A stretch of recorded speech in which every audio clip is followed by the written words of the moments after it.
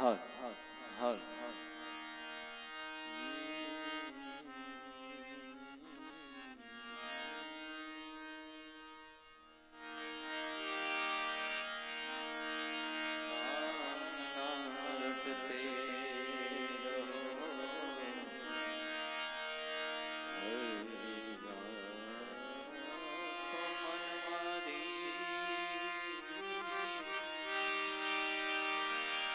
રામ નામ રટતે રહો અને ધ્યારી રાખો મનમાંથી કોઈ બી કાર્ય સુધારશે કૃપા સિંદૂર ભૂરી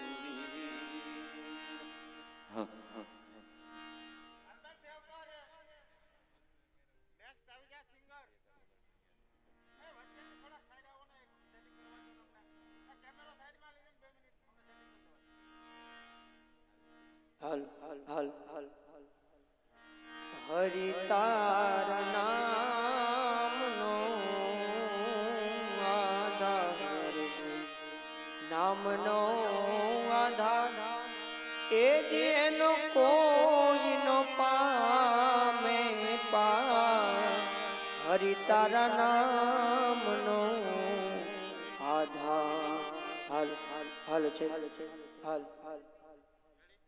હલ હલ છે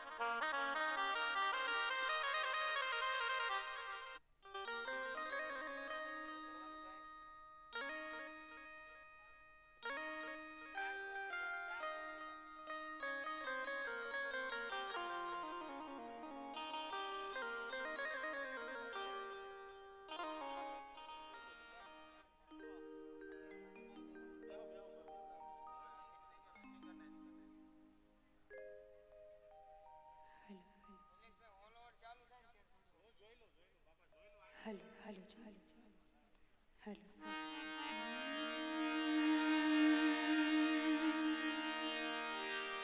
मेरा आपकी कृपा से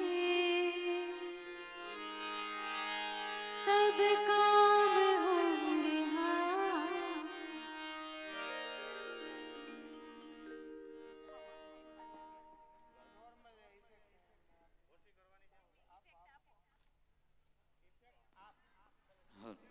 હલ હલ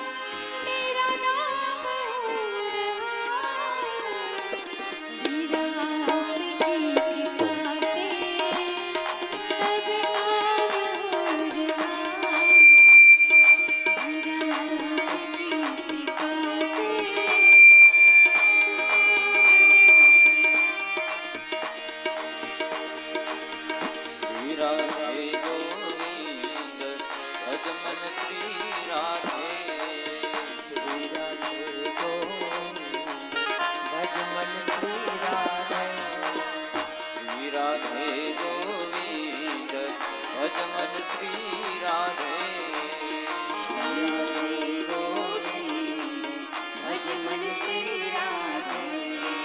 શ્રી રાધે જય જય રાધે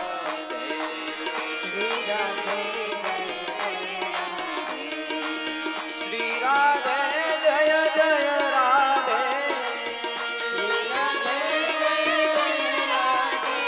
ઓ શ્રી રાધે જય જય રાધે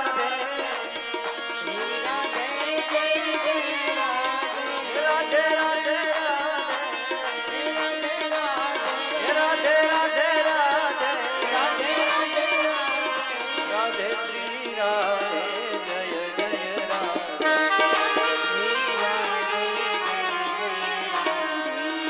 શ્રી રાધે જય જય રાધે રાધે શ્રી રાધે ગોવિંદ ભજમન શ્રી રાધે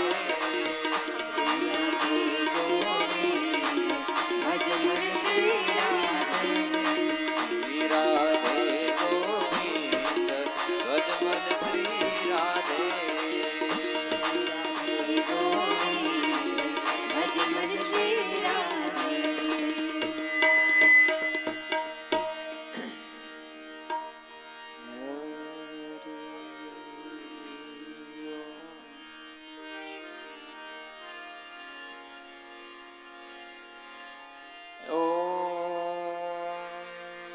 નમો ભગવતે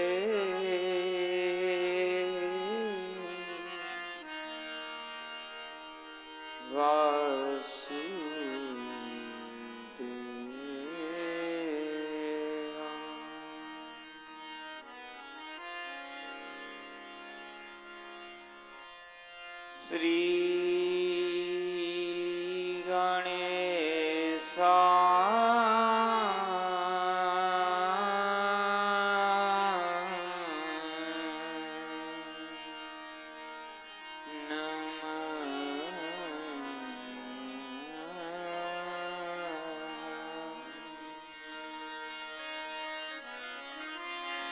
શ્રી યમુના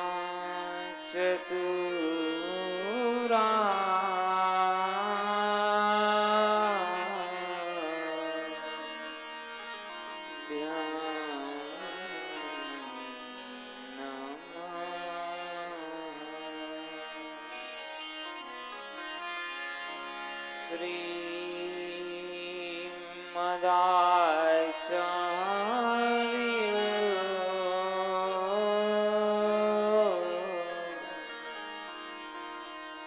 ચરણ કમલે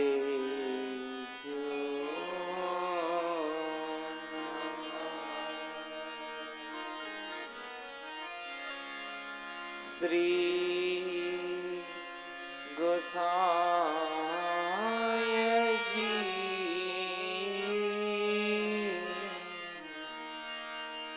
પરમ દયાળુ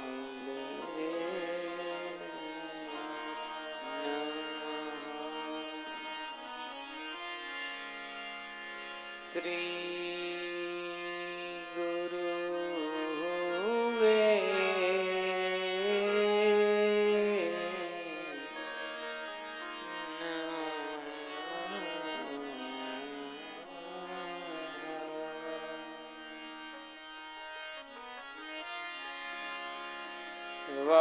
વક્રતુંડ મહાકાય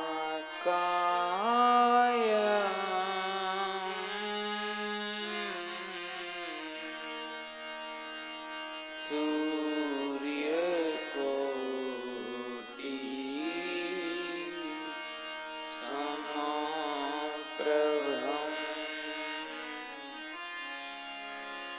નિરવિઘ્ના કુરુ મે દેવ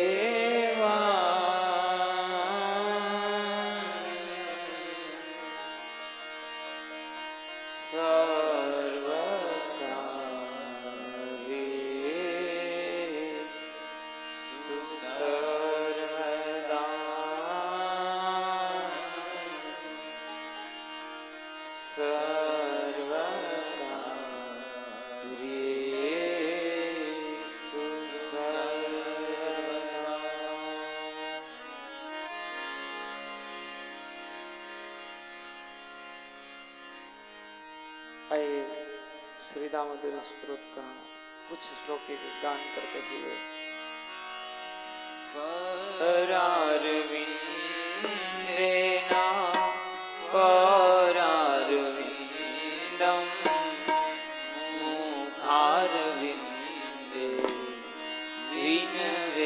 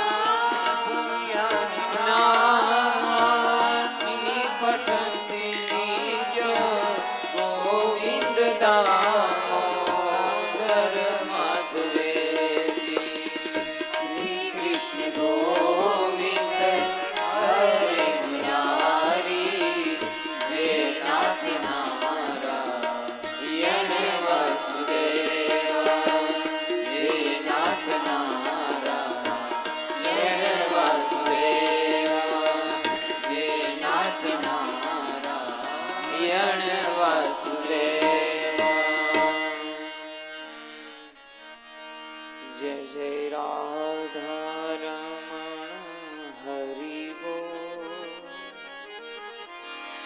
जय जय राधा रमण हरि बोल जय जय राधा रमण हरि बोल जय जय राधा रमण हरि बोल जय जय राधा रमण हरि बोल जय जय राधा रमण हरि बोल जय राधा रमण हरि बोल जय जय राधा रमण हरि बोल हरि बोल हरि बोल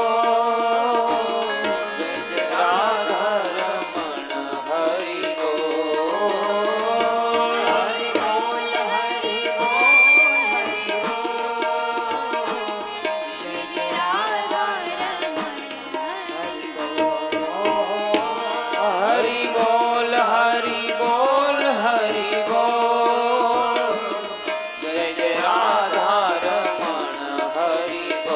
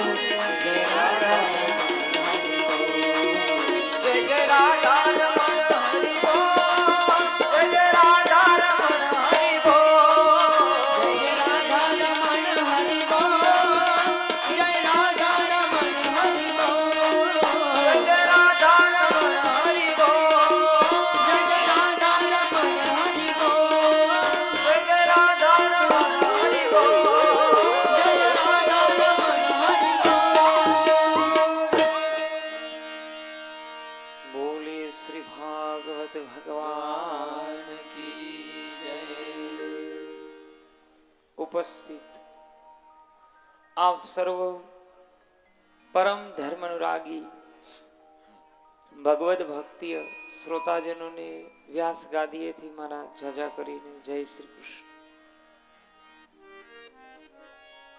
આવો ભગવાન શ્રી હરિ પૂર્ણ બ્રહ્મ અખિલ બ્રહ્માંડનો નાયક ભગવાન નિરાકાર નર આકાર બનીને આવે, નિરાકાર સાકાર બનીને આવે એવી ભગવાનના વાંગમય સ્વરૂપ વિદ્યા ધન બુદ્ધિ ઐશ્વર્ય અનિમાદિત 8 સિદ્ધિઓ જેની અંદર સમાયેલી છે, જેમના શબ્દે શબ્દે અક્ષરે અક્ષરે બ્રહ્મ વસે છે, હરિ વસે છે, શ્રી પ્રભુ ગોવિંદ વસે છે એવી આ ભાગવત કથાના વહેતા પ્રવાહની અંદર આપણે બધા સ્નાન અને પાન કરીએ. ભગવાન પંચમો સ્કંદ જેમાં ભગવાન वृषभदेवનું प्रागट्य बतावे.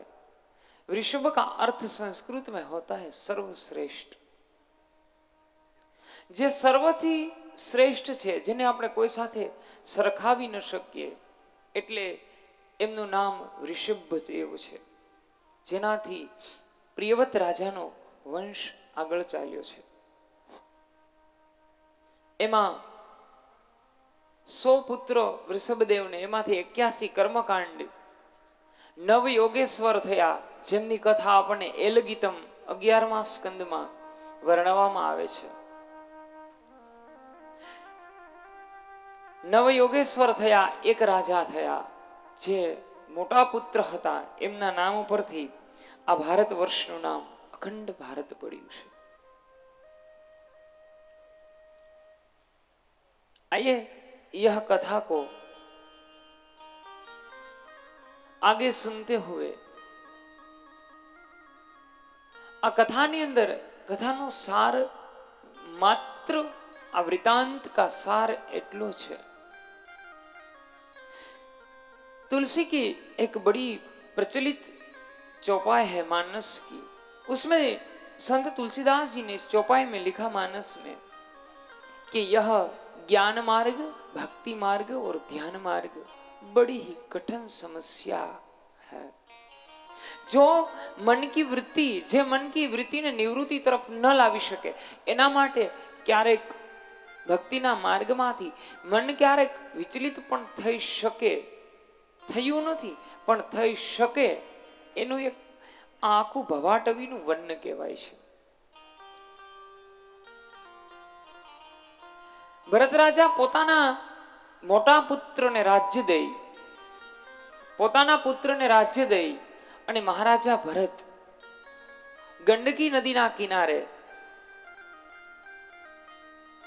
પુલહ આશ્રમ, કે જ્યાં આજે પણ આપણે બધા યાત્રામાં જઈએ તો ભગવાનની જે શાલિગ્રામની શિલા લઈ આવીએ છીએ, એ શિલા ત્યાં ઉપલબ્ધ છે, ત્યાંથી આપણે લાવી શકીએ અને પછી એમની ચલિત પ્રતિષ્ઠા કરી અને આપણી પૂજાની અંદર આપણે શાલિગ્રામને પધરાવી શકીએ. શ્રી વિષ્ણુ સ્વરૂપ છે ભગવાનનું.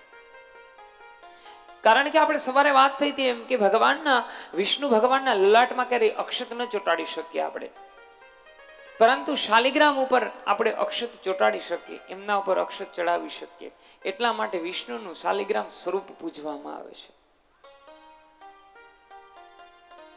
भरत राजा पुलह आश्रम में बद्धू छोड़ी दीधु, क्योंकि हमारे मेरे भाई बहन आप सुनो, हमारा जीवन ना 4 आश्रम छे. एमा बाल्याश्रम,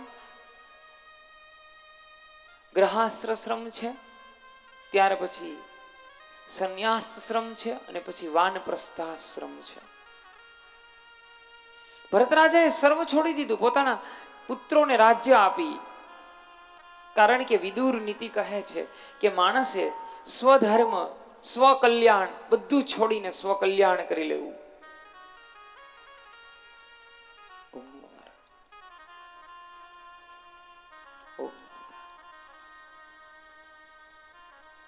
માણસે સર્વ ત્યજિત ભાવ કરી અને સ્વકલ્યાણ કરી લેવું. એટલે ભરત રાજા બધું જ છોડી પુલહ આશ્રમમાં ગંડકી નદીના કિનારા ઉપર નિત્ય એકાંત માટે જાય છે. परंतु माफ करजो, मेरी व्यासपीठ का अर्थ है, જ્યારે સાધક ઉચ્ચ કોટીની સાધના જ્યારે સાધકને પ્રાપ્ત થઈ જાય ત્યારે એ બધાની ભીડમાં પણ પોતાને એકલો મહેસૂસ કરે છે. ભીડ ગમે તેટલી હોય એમાં એ પોતાને તો સ્વતંત્ર એકલો જ જાણે છે. કારણ કે મેં ભીતર ગયા, મેં ભીતર ગયા.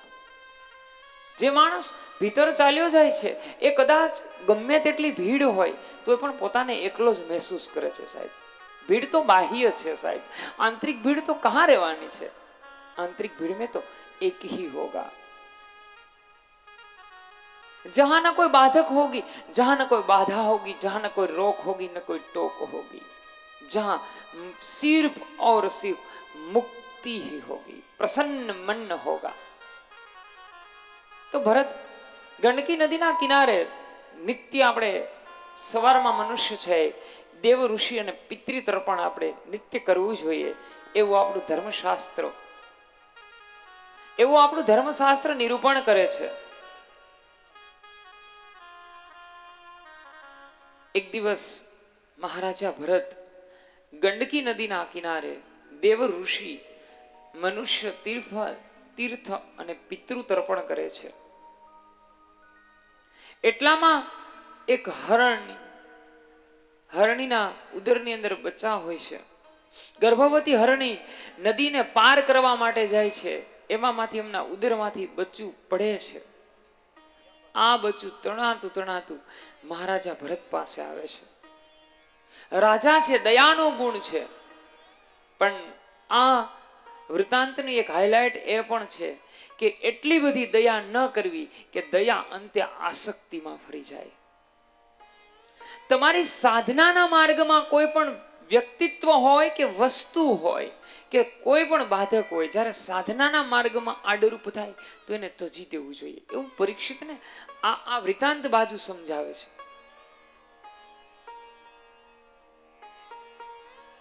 દયા ને કરુણા છે. સંત હૃદય તો કરુણાથી ભરેલું હોય, નો ડાઉટ.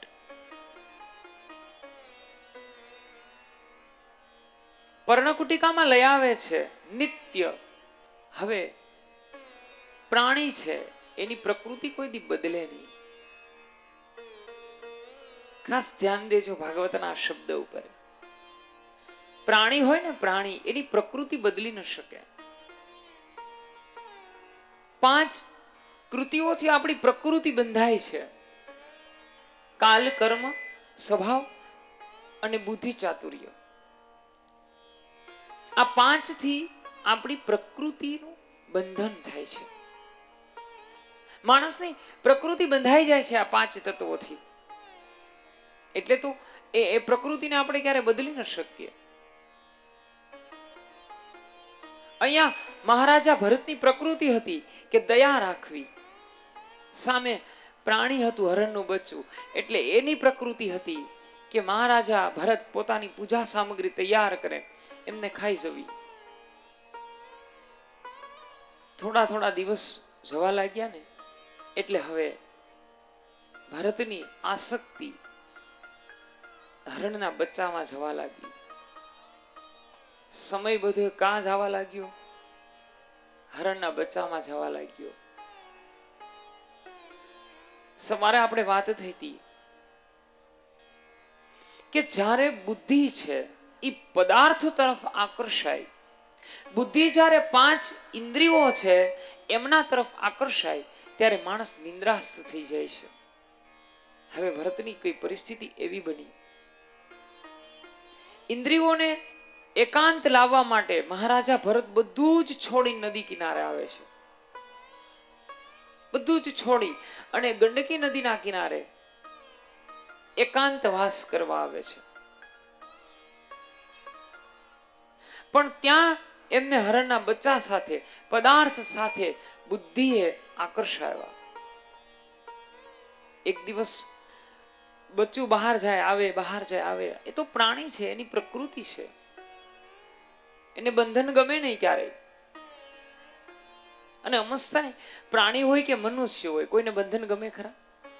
ગમે છે આપને કોઈને બંધન? ક્યારેય ન ગમે. કોઈ આપણને ફોર્સિસ થી બંધન કરે ને, અહીંયા કદાચ ગમે એટલી સુવિધા આપવામાં આવે અને આપણને એમ કહેવામાં આવે કે અહીંયા તમારે 5 કલાક સુધી એક ધારું બેસવાનું છે, તમે જોઈએ તે સુવિધા માંગી લ્યો, આપણે કોઈ દી બેસીએ નહીં 5 કલાક. શું કામ? કારણ કે હર એક પ્રાણી, હર એક જીવ મુક્તિ ચાહે છે, ફ્રીડમ, જેને આપણી ભાષામાં ફ્રીડમ જોઈએ છે, મુક્ત જોઈએ. એક દિવસ આ બચ્ચું સવારથી વહી ગયું, સાંજ સુધી ઘરે ના આવે. હવે ભરતના જે ચિત્તવૃત્તિ હતી એ પ્રવૃત્તિમાં ગઈ, નિવૃત્તિના બદલે પ્રવૃત્તિમાં ફરી ગઈ. એ તો એક વૃતાંત, લૌકિક વૃતાંત તરીકે અહીંયા બતાવવામાં આવ્યું છે કે ધીમે ધીમે વૃત્તિ છે એ પ્રવૃત્તિમાં બદલી ગઈ. જવાની હતી નિવૃત્તિમાં. મહાપુરુષની વૃત્તિ મારી કે તમારી, હરિભજન સાથે, પ્રભુ સ્મરણ સાથે, ઈશ્વરી સ્મરણ સાથે, ભાવ, ભક્તિ, જ્ઞાન, વૈરાગ્ય, યોગ, ધ્યાન, ધર્મ, ધારણા, આતિષ્ઠ યોગ સાથે આપણી બધી વૃત્તિઓ છે એ નિવૃત્તિમાં જવી જોઈએ. એના બદલામાં આપણે ક્યાં જઈએ? પ્રવૃત્તિમાં વહી ગઈ.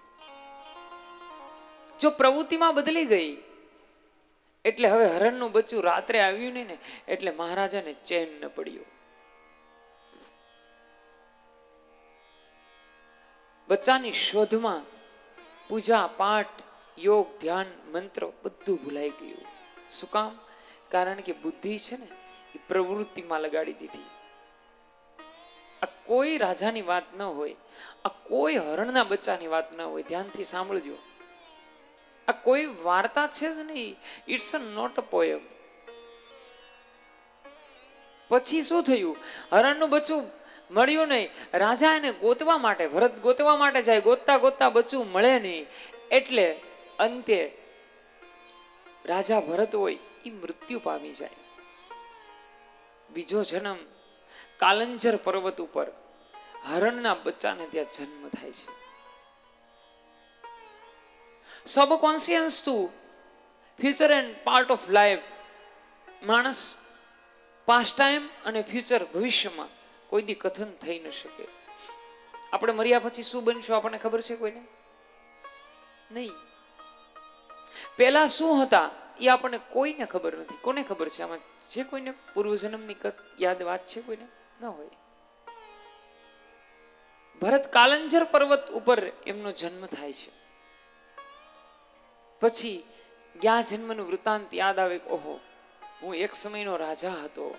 મારી અંતિમ ક્ષણ, મારી અંતિમ શ્વાસ મેં ક્યાં આપી કે મારે ક્યાં જન્મ થયો મારો? એ દેહ છૂટ્યો એટલે અંગીરા ગોત્રના બ્રાહ્મણને ત્યાં એમનો જન્મ થયો. 3 જન્મ સુધી સબકોન્શિયસ એને યાદ રહ્યું કે પેલા હું ભરત રાજા હતો, પછી હું હરણ બન્યો અને હવે હું અહીંયા અંગીરા ગોત્રના બ્રાહ્મણને ત્યાં જન્મ થયો છે. મારો નામ જડ ભરત એવું પાડવામાં આવ્યું. અને નક્કી કરી લીધું કે હવે આ વખતે મૌન રહેવું છે. સુન લેલા મેરે ભાઈ બહેન, એટલા માટે મૌન જરૂરી છે. આપણે સેવા પૂજા કરતા હોઈએ એટલા માટે તો આપણે બીજી વાહિયત વાતો ન કરીએ. માત્ર ને માત્ર નિવૃત્તિની વાત સિવાય આપણે કોઈ વાત ન કરીએ. શું કામ વાત ન કરીએ? કે આપણી બુદ્ધિ અને આપણા વિચારધારો પ્રવૃત્તિમાં લાગે નહીં એટલા માટે. ભરતે નક્કી કર્યું કે હવે બસ બોલવું જ નથી. માં જો પૈપાન કરાવે તો કરવાનું, ન કરાવે તો નહીં કરવાનું, બસ. પણ અહીંયાથી એક શબ્દ બોલવાનો નથી. ભરત મૌન થયા. જળ ભરત થોડા મોટા થયા. વિદ્યા, અભ્યાસ કશું કરવા નતું જવું. હવે અહીંયા તમે વિચાર કરો કે આ યુગમાં વ્યાસપીઠ પરથી આવી વાત કરવી એ તમને કેટલી યોગ્ય લાગે? જ્યારે આપણે વિજ્ઞાનના યુગમાં જઈએ છીએ, સાંભળજો, વિજ્ઞાનના યુગમાં મેન તમે પ્રવેશ કરો છે ત્યારે વ્યાસપીઠના કોઈ વ્યક્તાશ્રી વ્યાસ ગાદીથી એમ કહે કે ભરતે નક્કી કર્યું કે મારે વિદ્યા અભ્યાસ કરવો નહીં, તો કેવું લાગે? એ બડી આધ્યાત્મિક की बात है. ભરત થોડા મોટા થયા એટલે વિદ્યા અભ્યાસ કરવા માટે જાય, પણ એમાં એનું મન લાગ્યું નહીં. કારણ એમનું નિર્માણ પહેલેથી હતું.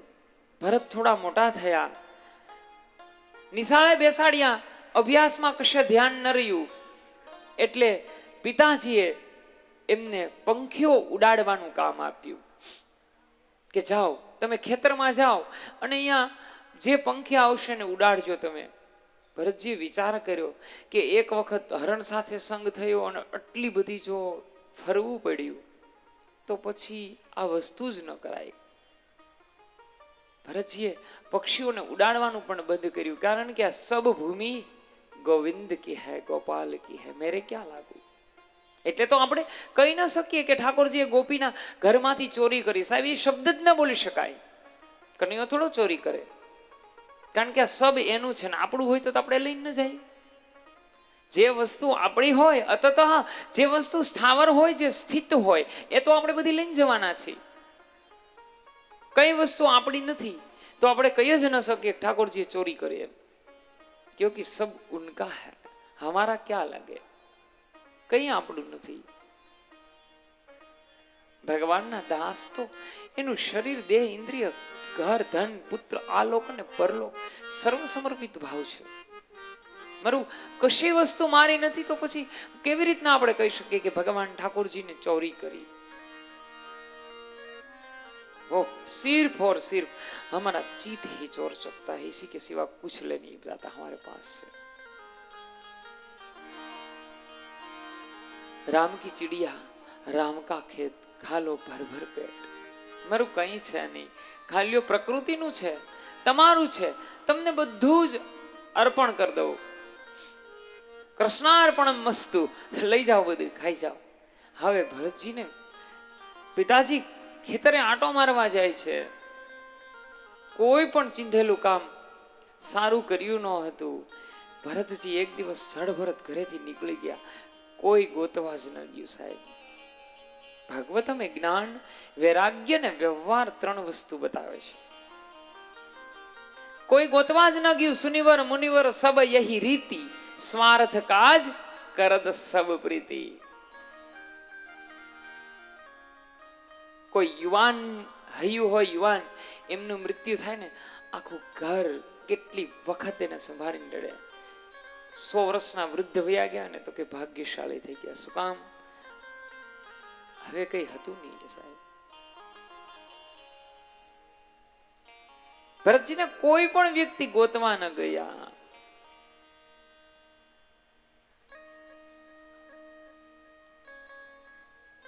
ભરતે વિચાર કર્યો કે ગોતવા ન આવે તો આપણે જરૂર જ નહોતી, આપણે જવાનું જ નથી. ત્યાં જ્યાંથી નીકળી ગયા ને ત્યાંથી આપણે જવાનું જ નથી. જડ ભરતે નક્કી કરી લીધું.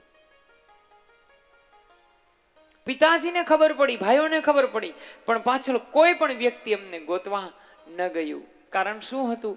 કારણ કે ભરતજીની કોઈ આવશ્યકતા નહોતી, કોઈ જરૂર નહોતી. એટલે ભાગવતજી મને તમને બતાવે છે સાહેબ,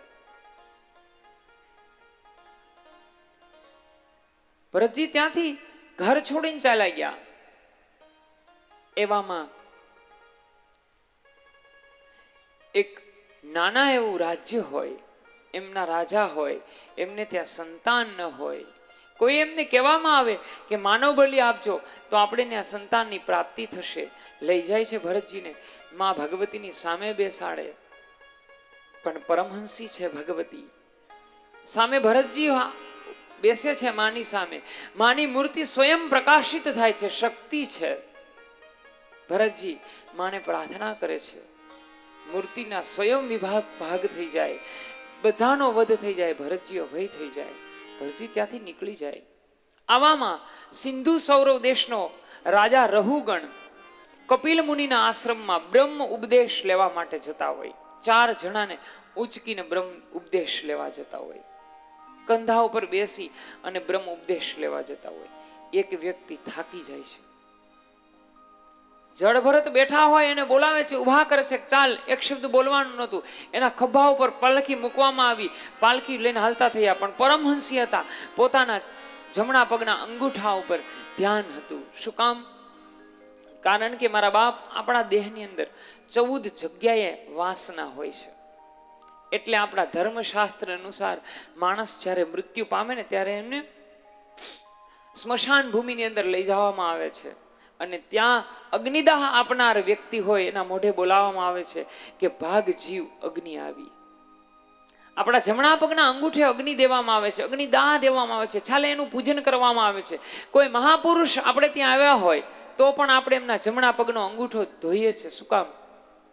કે આપણા જમણા પગનો અંગૂઠો છે એ વાસનાનું સ્થાન છે. આપણા શરીરમાં 14 જગ્યાએ માણસમાં વાસના હોય. પરમહંસી પોતાના એટલા માટે પોતાનો જ અંગૂઠો ધોવે છે. શું કામ? કે ભગવાન પાસે પ્રાર્થના કરે કે મારું મન છે એ ક્યારેય પણ વાસનાથી બંધાય નહીં. ઈશ્વર, મૃત્યુના સમયે, અંત સમયે મારી વાસના કોઈ, ભરતજીના વૃત્તાંતમાં એક જ વસ્તુ સાહેબ જાણવાની છે, હાઇલાઇટ એક જ છે ભરતના આખા વૃત્તાંતની અંદર. 2 વસ્તુ છે. એક કે યોગ્ય સમયે માણસે સર્વ ત્યજી દેવું. યોગ્ય સમયે ત્યજા પછી માણસે નિવૃત્ત માર્ગ તરફ જવું. વૃત્તિ અને પ્રવૃત્તિઓને સદંતર પરમાત્મામાં સમર્પણ કરી દેવી. હરણના ઘેરે જન્મ થાય, પ્રાણીમાં જન્મ થાય, એનો અર્થ એવો થાય કે પછી માણસે અણસમજ બની જવું, ગાંડું બની જવું. અને જે વ્યક્તિ ગાંડા બને ને, સાંભળજો, એ જ ઈશ્વરની પાસે જઈ શકે છે. બહુ બધા કહેતા હોય ને કે મને ખબર પડે, જેને બહુ ખબર પડે ને, ગુરુ શિષ્યનો સંવાદ નથી, બહુ મસ્ત જવાબ છે. ગામની અંદર એક ગુરુ શિષ્ય જાય તો ગુરુજી જે સત્સંગની વાત કરે તો ગામવાળા કે હા એ તો અમને ખબર છે. બીજી વાત કરે કે એ અમને ખબર છે. ત્રીજી વાત કરે કે ભાઈ એ અમને ખબર છે. પછી ગુરુજીએ કીધું કે ભાઈ હવે આસન બગલમાં નાખ, આ લોકોને બધી ખબર પડે છે, અહીંયા કઈ ખોલવાની જરૂર નથી. જળ ભરતનો અર્થ એવો થાય છે, વાસ્તવમાં આ કોઈ વાર્તા પરીક્ષિતને સંભળાવે જ નહીં. તમે ડીપથી વાંચજો ભાગવત, કે રાજા સ્વમાં સ્થિત રહેવું, કોઈ પણની સાથે ક્યારેય પણ ભક્તિના માર્ગમાં નિસંગ રહી જવું. સાહેબ ઓશો તો ન્યા સુધી કે છે કે સ્વયંને ભૂલી જવું. તમે વિચાર કરો, કેટલી પરાકાષ્ઠા વિચારની, કે સ્વયંને ભૂલી જવું એટલે હું કોણ છું, વ્યક્તિત્વને ભૂલી જવું. વિષયને તો ભૂલી જઈએ પણ વ્યક્તિત્વને પણ ભૂલી જવું કે આ દેહ કોનો છે, મનુષ્ય છું, સ્ત્રી છું કે પુરુષ છું, કેવો ભાવ છે એ ભૂલાઈ જાય. સાહેબ એટલે તો આપણા ભાગવતની અંદર અવારનવાર ગોપી શબ્દ આપે છે. એટલે તો ઇન્દ્રિયોનું સમન્વય કરવાનું બતાવે છે. જળ ભરતની કથામાં બીજું કઈ છે નહીં. સાહેબ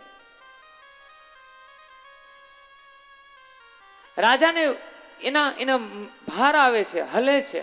રાજા ક્રોધથી નીચે ઉતારે છે. નીચે ઉતારીને કહે છે કે સાંભળ, તું આટલું બધું તારું શરીર પુષ્ટ છે, શું તને થાક લાગે છે? ત્યારે ભરતના મોઢામાંથી પહેલો જળ ભરતના મોઢામાંથી શબ્દ નીકળે છે કે રાજા સાંભળ, જે કાંઈ પીડા છે ને એ દેહને છે, આત્માને કોઈ પીડા જ નથી. આ અર્થ શું થયો? યોગી અને મહાપુરુષ સાધક આત્મા અને દેહને જુદો કરી નાખે છે. સાહેબ બાહ્ય પીડાઓ, ટીકાઓના વરસાદ, સુખ દુઃખ, આ બધું તો બાહ્યને છે, આત્માને કશું છે જ નહીં. નયન છેદંતી શાસ્ત્ર, નયન પાવકો દહક. જેને કોઈ બાળી ન શકે, સૂકવી ન શકે, પલાળી ન શકે, કે ભીંજવી ન શકે, કે ઉડાડી ન શકે, એને સુખ અને દુઃખ, નિવૃત્તિ અને પ્રવૃત્તિમાં ક્યારેય લગાડવાનો જ નહીં. જો ઈ ન લાગે ને તો જ મન છે ને સ્થિર થઈ શકે. રાજાને નીચે ઉતારે છે. રાજા સાંભળ, જ્યાં સુધી તું 4 જણાને ઉપાડી અને તું બ્રહ્મ જ્ઞાન લેવા જાશો ને તો સાંભળ, પેલા કે જે પીડા છે ને એ દેહને છે, આત્માને નથી. હું કોણ છું? પૂછ તારા ભીતરને કે તું કોણ છે, હું કોણ છું? જવાબ દે. રાજા સાંભળ, એને ભવાટવીનું વર્ણન કે માણસ વેપારી હોય, વેપાર કરવા માટે આવે, ઘરેથી નીકળે, સાંજનો સમય થઈ જાય, કેટલા હિંસક પશુઓ સામા મળે, વેપારીને તરસ લાગે, લૂંટારાઓ લૂંટી જાય અને અંતે માણસ મરી જાય, દેહ છોડી દે. અને શોર્ટ કહું છું, આપણે બધાને આ વૃત્તાંત ખબર જ હોય એટલે બહુ આમાં આપણે ઊભું ન રહેવાય. बड़े भाग्य से मानुष तन पावा सुर दुर्लभ सब ग्रंथहीन गावा. જ્યારે ઈશ્વરની કૃપા થાય ને, સાંભળજો, નરદેહ મનુષ્ય દેહ તો મળે છે, પણ ઈશ્વરની કૃપા થાય ને ત્યારે માણસ બની શકીએ છીએ સાહેબ. મનુષ્ય બનવું બહુ સહેલું છે, યાદ રાખજો. માણસ બનવું બહુ અઘરું છે. એ તો ઈશ્વરની કૃપા હોય ને તો જ બની શકીએ.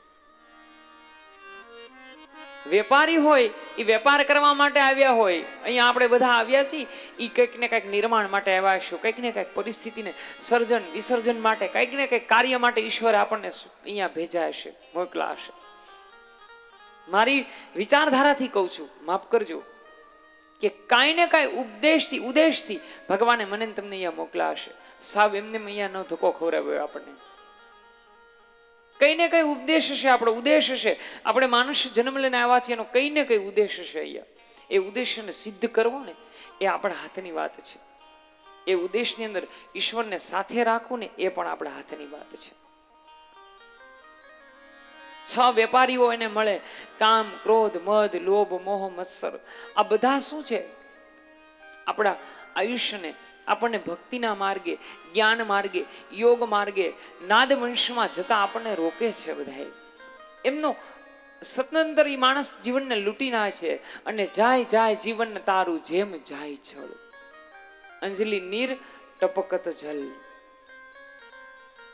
યાદ રાખજો, સમય હશે ને તેથી વખત નહીં હોય, અને અત્યારે વખત છે ને તો મારીને તમારી પાસે સમય નથી.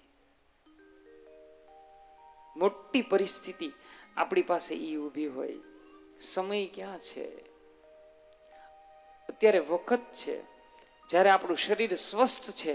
યાદ રાખજો મારા ભાઈ બહેન, જ્યારે મારું તમારું શરીર સ્વસ્થ છે, નિરોગી છે, બધી જ ઈશ્વરી કૃપાથી યાદ શક્તિ પ્રફુલ્લિત છે, આ આપણો વખત કહેવાય. અહીંયા મારા યુવાન ભાઈ બહેનો બેઠા છે, એમને બધાને મારી કરબદ્ધ પ્રાર્થના છે, જ્યાં સુધી શરીર સ્વસ્થ છે ત્યાં સુધી આપણી પાસે વખત છે. પણ મોટો પ્રોબ્લેમ આપણી પાસે સમય જ નથી. કિસકે પાસ સમય? જેને પૂછો એક જ વાત કરે કે મારી પાસે સમય નથી. કાલે મેં જે મહાપુરુષનું નામ અહીંયાથી વ્યાસપીઠેથી ઉચ્ચાર્યું હતું, આદરણીય રતન ટાટા, એમના એક ઇન્ટરવ્યુમાં મેં સાંભળેલું એમના મોઢેથી, જેને કામ ન કરવું હોય ને એ જ માણસ ટાઈમનું બાનું બતાવે, મારી પાસે ટાઈમ નથી એમ. જે વ્યક્તિને કામ કરવું નથી ને, જેને આળસ છે ને, એ જ એમ કહી શકે કે મારી પાસે ટાઈમ નથી. હું બહારની વાત કરું છું, આપણી વાત નથી કરતો. આપણે કોઈને કહીએ કે સવારમાં સેવા પૂજામાં થોડો ટાઈમ આપીએ, અરે તાણી તૂટતી નથી, મરવાની પણ નવરાઈ નથી મારી પાસે. બધો સમય તારી પાસે છે, જો તું કાઢીને તો. અને પછી સમય હશે ત્યારે હું નહીં હોય, વખત નહીં હોય, બેસી શકશું નહીં. જો અહીંયા વૃદ્ધ માતાઓ બેઠા, પૂછો જી બપોરે હું જેમાં ઈ અત્યારે યાદ નહીં હોય, એ ભૂલાઈ ગયું છે. કારણ કે ત્યારે સમય ન હોય સાહેબ, ત્યારે વખત ઘણો હોય, ટાઈમ બધો હોય, સમય ઘણો બધો હોય, ફ્રી હોય, પણ વખત હોવો જોઈએ ને, બેસી ન શકાય. શું કરવું? એટલે ભરતના આ જળ ભરતના વૃત્તાંતમાં બતાવે છે, એમને વાંદરાઓ લૂંટી જાય છે, વાંદરાઓ પરેશાન કરે. આપણું મન છે વાનર છે, કારણ કે મન મનુષ્ય મનમહી ચંચલમ. આપણું મન કેવું છે? એકદમ ચંચલ છે. તમે જોજો, તમે હરેક વ્યક્તિ, એમાં હું તમે આપણે બધા સાથે જ હોઈએ ને. આપણે અત્યારનો વિચાર ન કરી, કલાક પછી 15 મિનિટ પછી શું થવાનું છે ને એનો વિચાર કરશો. જોજો તમે, જેને જેને જળ ભરતની કથા લગભગ બધાને મોઢે જ હોય. એટલે મને તો આવી બહુ વાર્તા કરવી મને ઓછી ગમે, એટલે હું એને ખાલી હાઇલાઇટ જ કરું છું. પણ એ આવ્યા પહેલા તમે 10 મિનિટ આગળ હાલવા માંડો કે હવે આ આવશે, હવે આ આવશે. અરે પણ અહીંયા વર્તમાનમાં રહ્યો ને યાર. હરેક વ્યક્તિ ઉઠે ત્યાંથી ભવિષ્યની ચિંતામાં હું ને તમે ઉઠીએ જો, સતત ભવિષ્યની ચિંતામાં. એક ક્ષણ પછી શું થવાનું છે એ માણસને ખબર નથી, અને માણસ આવતીકાલની સજન વ્યવસ્થા કરે છે. બોલો, કોને ખબર છે આમાં કાલ શું થવાનું છે? કોણ જાણી શકે કાળને રે? કોણ જાણી શકે કાળને રે? સવાર કાલ કેવું થશે? જાણી શકે કાળને રે, સવાર કાળ કેવું હશે. કોણ જાણી શકે કાળને રે, સવાર કાલ કેવું થશે. કોણ જાણી શકે કાળને રે, સવાર કાલ કેવું થશે. એ તારા મોટા મોટા બંગલા રે મોટારને ગાડી વાળી. તારા મોટા મોટા બંગલા રે, મોટારને ગાડી વાળી. એ બધી માયા મૂડી, એ બધી માયા મૂડી મેલીને ખાલી હાથે જાવું પડે. બધી માયા મૂડી મેલીને ખાલી હાથ જાવું પડે.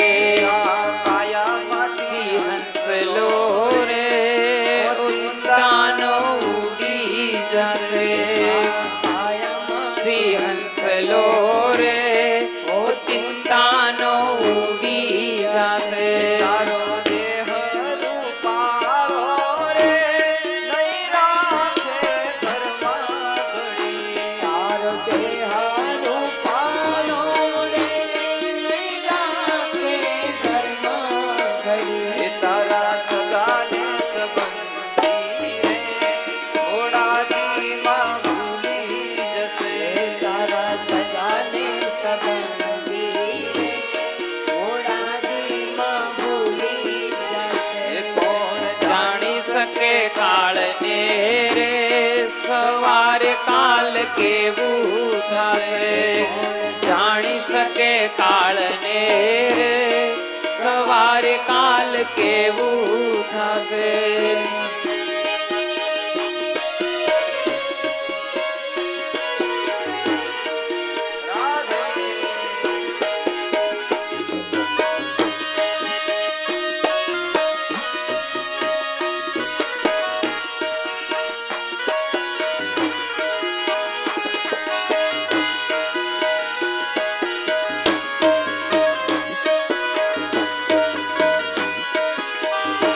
રાધે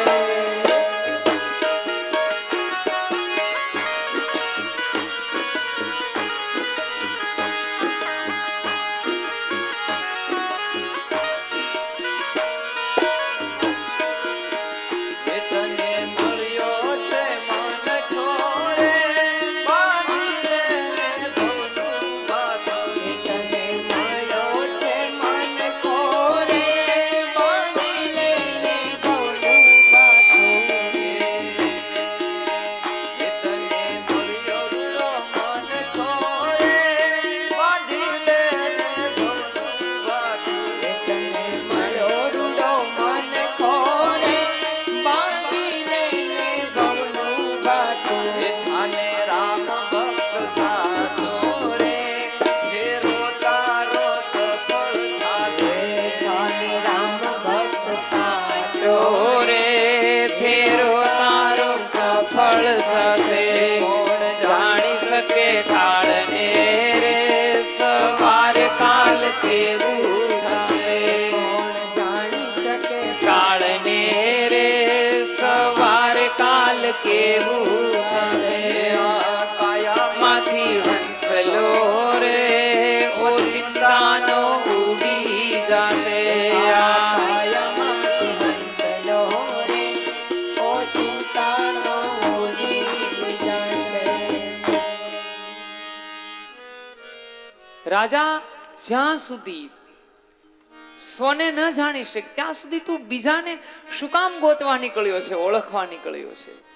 જ્યાં સુધી તું સ્વયંને રહુગણને એટલું જ ભરતજી રહુગણને એક શબ્દમાં જ કહે છે જુઓ, પછી તો એનો વિસ્તાર તો ભાઈ વ્યાસ છે, વિસ્તાર તો થઈ શકે જેટલો કરવો એટલો, પણ અર્થ એવો છે એને એમ કે છે કે રાજા સાંભળ, જો તું સ્વયંને ન ઓળખી શક, સ્વયં જો ઓળખી ન શક તો તું બીજાને કેવી રીતના ઓળખી શકવાનું? ક્યાં વાત કીધી છે જુઓ, जिन भीतर बैठे परमात्मा को तू पहचान नहीं सकता तो बाहर की दुनिया को तो कैसे तू पहचान सकेगा? वो दृष्टि तो बाह्य दृष्टि है, भीतर की दृष्टि से परमात्मा को पाले. એટલે તો એને વેપારીનું વર્ણન કરવામાં આવે કે વાનર લૂંટી જાય, મન છે સ્થિર ન થવા દે, કોઈ પણની ભીતરની પહેચાન થવા ન દે, અને આમ જીવન વ્યર્થ થઈ જાય. રાજા રહુગણને બ્રહ્મ ઉપદેશ આપે. 6મો સ્કંદ છે એ પુષ્ટિ લીલા કહેવાય છે. 6ઠો સ્કંદ ભાગવતમાં એ ભગવાનનો ડાબો ઉરુ કહેવાય છે. પ્રભુનો શ્રી અંગમાં ડાબો ઉરુ એટલે પુષ્ટિ લીલા છે, કૃપા લીલા છે.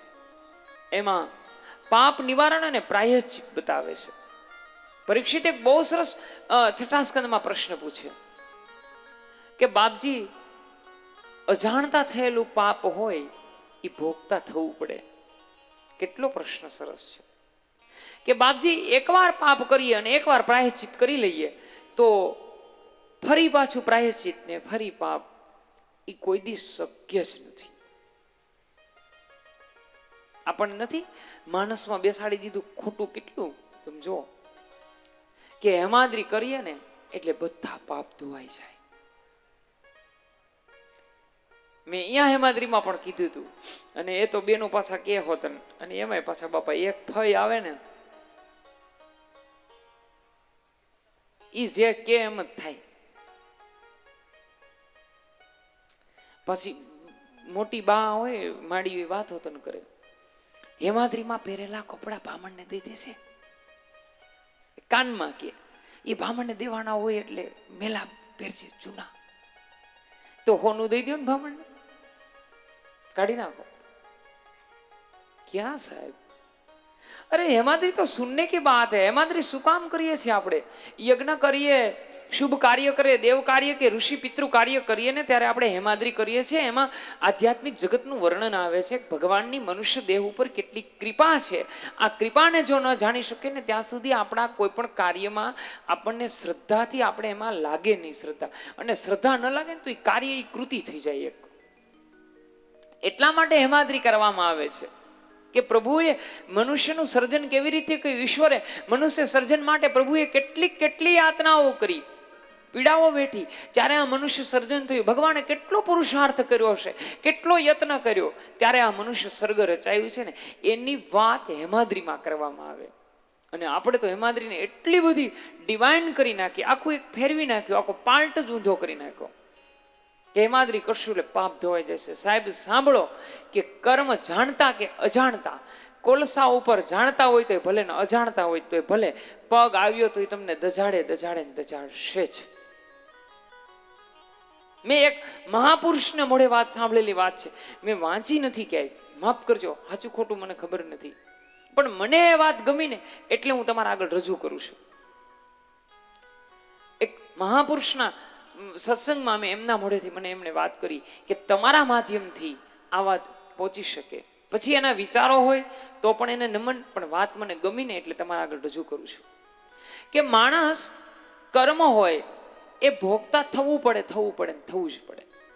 હા, એક છે કે હરિકૃપા, શ્રી હરિ ગુરુ કૃપા થાય ને તો ગમે તેવડો સંકટ આવે ને નાનો એવો લાગવા મળે. એ વાત સાચી છે કે ભાઈ કાંઈ વાંધો નહીં, આવ્યું છે ને એ તો કાલ ચાલ્યું જશે. હા, એટલું બની શકે ખરા, પણ એ ભોગતા તો થવું જ પડે. મને મહાપુરુષે જે વાત કરીને એ હું તમારા આગળ રજૂ કરું છું. સ્વીકારો ન સ્વીકારો એ તમારી પર્સનલ વાત છે. કે એક વખત વસુદેવજીને કોઈએ પૂછ્યું કે તમારે જેલની સજા હોય કે તમારે જેલની સજા છે એનું કારણ શું? એટલે વસુદેવ એમને જવાબ આપે છે, કે રામા અવતારમાં રહી ગયેલું કર્મનું ફળ હું અત્યારે ભોગવું છું. કે રામા અવતારમાં શું કર્મ હતું તમારું? કે મેં એક નિર્દોષ બ્રાહ્મણના પતિ અને પત્નીને એમનો વધ કર્યો હતો, એમના પુત્રનો વધ કર્યો હતો, શ્રવણનો વધ થયો. પણ તો એ સજા તો ભોગવાઈ ગઈ. એમાં તો તમને એને શ્રાપ પણ આપી દીધું, પુત્ર વિયોગે તડપીને મરી જાય રાજા, તારે ત્યાં 1 નહીં 4 પુત્ર થશે.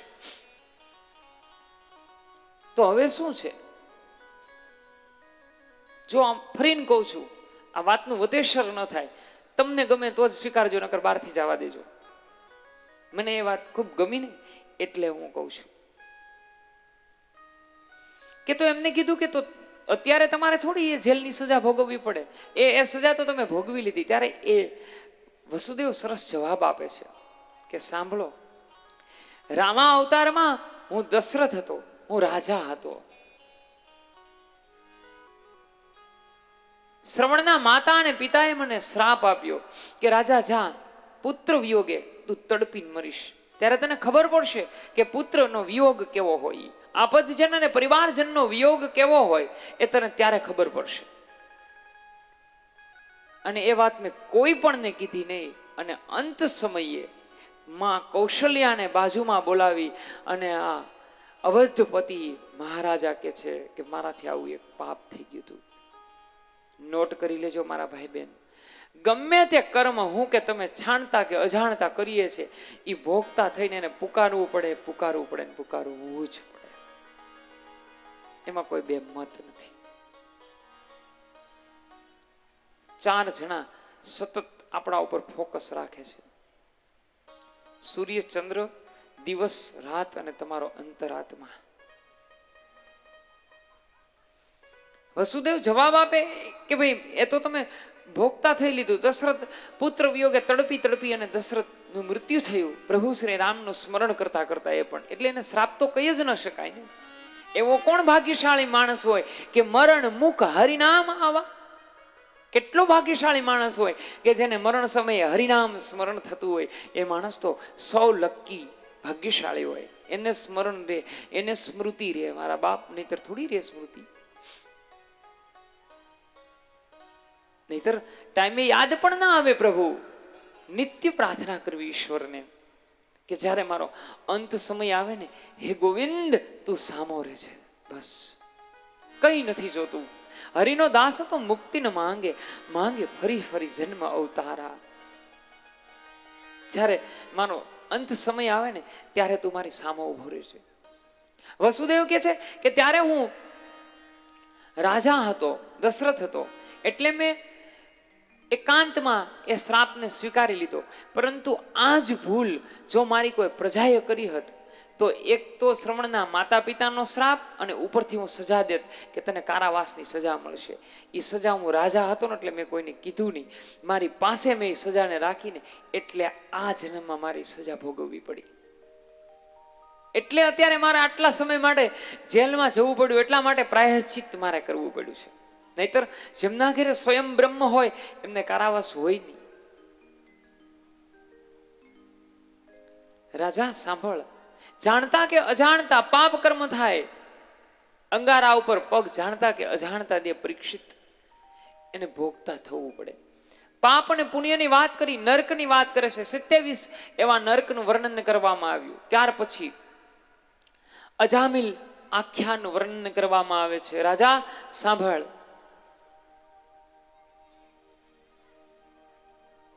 શ્રી શુક ઉવાચ કાન્યામ કુબ્જે દ્વિજ કશ્ચિદાસી પતિ અજામિલમ નામ્ના નાષ્ટ સદાચારો દાસ્યા સંસર્ગ દૂષિતમ દાસ્યા સંસર્ગ દૂષિતમ. રાજા સાંભળ, પ્રભુ મને કોઈ એવું વૃતાંત કહો ગુરુજી કે જેને જીવન પર્યંત કોઈ દી પરમાત્માનું સ્મરણ ન કર્યું હોય, જેણે કોઈ દી હરિ સાથે પ્રીત ન કરી હોય, જેણે કોઈ દી નારાયણ સાથે પ્રીત ન કરી હોય, છતાં પ્રભુ દીન દયાળુ એમને સ્વીકારી લીધો હોય, એ મને વૃતાંત કહો ને. રાજા સાંભળ. કામ્યકુબ્જ દ્વિજ, કામ્યકુબ્જ નામના નગરની અંદર અજામિલ નામના બ્રાહ્મણ રહેતા હતા. દાસી સંસર્ગ દૂષિત. માફ કરજો, અહીંયા બ્રહ્મ કો અર્થ થાય છે બ્રહ્મ કો જાને સોહી બ્રાહ્મણા. જે પરમાત્માને જાણી જાય ને, બ્રહ્મને જાણી જાય ને, ઈશ્વરને જાણી જાય ને, સોહી બ્રહ્મ. અહીંયા તો દડી પડી મેદાન में અને સબકો રમવાને જાય. अरे जहां जाति भाति का भेद नहीं, जीते सो ले जाए. ઈશ્વરના ઘરે તો હું ને તમે હર એક પ્રભુનું સંતાન છે. वहां तो हर एक उसका संतान है, हर का यह पिता है. આપણા બધા માટે ઈશ્વર એક છે.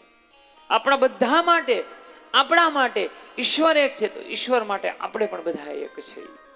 इसीलिए तो मैंने सुबह में आपको प्रार्थना याद की, मैत्री भावનું પવિત્ર ઝરણું મુજ હૈયામાં. આ સતત હૈયામાં હોય. ઈશ્વરના ઘરે બધા આપણે એક સંત પરિવાર છીએ. અને સાહેબ, મારો હેતુજી છે આ ભાગવત કથાના પહેલા દિવસે પરિવાર શબ્દ રોજ એકવાર આવે છે. કારણ કે આ ગામ એક, બોલો ગામ શું છે? આ ગામ એક પરિવાર છે. એટલે જ મારું ગામ એ મારો પરિવાર છે. ઈશ્વરના ઘરે તો આપણે બધા એના સંતાન છીએ, જહાં કોઈ ભેદભાવ નહીં, જહાં કોઈ દ્વિભેદ દ્રષ્ટિ નહીં. દાસી સંસર્ગ દૂષિત, દાસીના સંસર્ગથી દૂષિત થયા. અજામિલ નામના બ્રાહ્મણ પાપ આચરતા હતા, કર્મ કરતા, બ્રહ્મ કર્મ છોડી દીધું હતું. એક દિવસ ગામમાં સાધુઓ આવે, બહાર બેઠેલા વ્યક્તિઓને પૂછે કે અમારે પ્રસાદ પાવો છે, ભોજન લેવું છે. देने को दान भला और लेने को हरि नाम. દીધું હોય ને તો આપજો ઈશ્વરે. સંસ્કૃતનો એક સુભાષિત છે, ભિક્ષુકમ નાન ભિક્ષંતી બોધયંતી ગૃહે ગૃહે. મારીને તમારા ત્યાં માગવા આવે છે ને, એ માગવા નથી આવતા, યાદ રાખજો. એ મને તમને કેવા આવે છે, બોધયંતી ગૃહે ગૃહે. મને તમને ઘરે ઘરે કેવા આવે છે કે આપજો આપજો. જે ન આપ્યું ને તો આ પરિસ્થિતિ નિર્માણ થઈ છે. હોય ને તો આપી દેજો. એમાં ખાસ મરું પણ માગું નહીં, अपने तन के काज परमार्थे मागता મને આવેલી ઈલાજ. ગયે સાલ મેં મનોરથ કર્યો તો ઈશ્વર પાસે કે આ ગામની અંદર એક વખત ટિફિન સેવા પ્રભુ સ્મરણ થાય ને ચાલુ થાય ને, જ્યારે નિત્ય પહેલું ટિફિન તને આપીશ કે તું પેલા જમને પછી અમે જમશું. મનોરથ સિદ્ધ થયો, પ્રભુએ સિદ્ધ કર્યો. અને અહીંયા બેઠેલા સુરત, અમદાવાદ, બાર અહીંયા વસે છે, ગામમાં વસે છે, જે લોકોને મારી કરબદ્ધ પ્રાર્થના છે કે દાનની સરવાણી ખુલ્લા હાથે આપજો.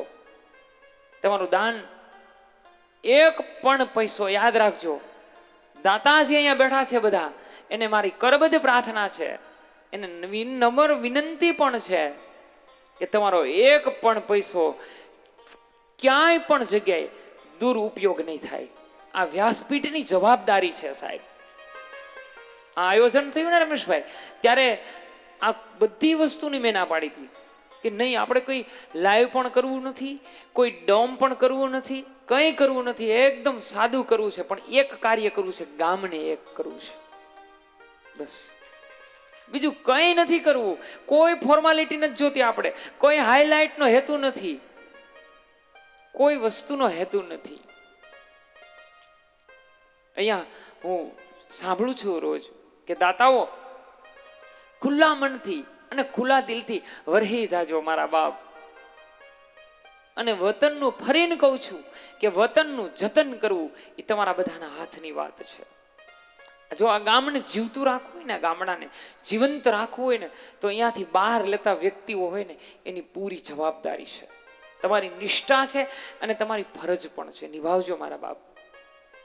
હા, તમારો એક પણ દાનનો પૈસો, ફરીને કહું છું, સાંભળી લેજો મારા બાપ, બધા વિનંતીથી કહું છું અને પૂરી સભાનતાથી કહું છું.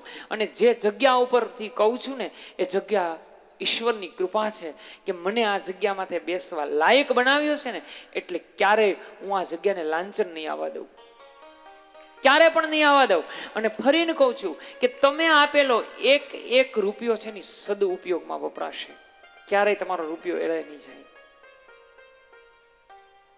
જે મનોરથ, હા, હવે ફરીને વાત કરું કે ઈશ્વર આવ્યો છે ને એનો મારી પાસે પુરાવો છે.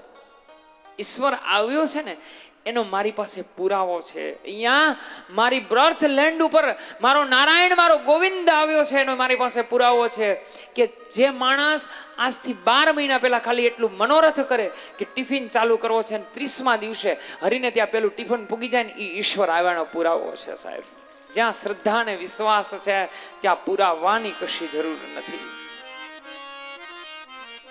यह पेड़ अब अंकुरित होने वाला है.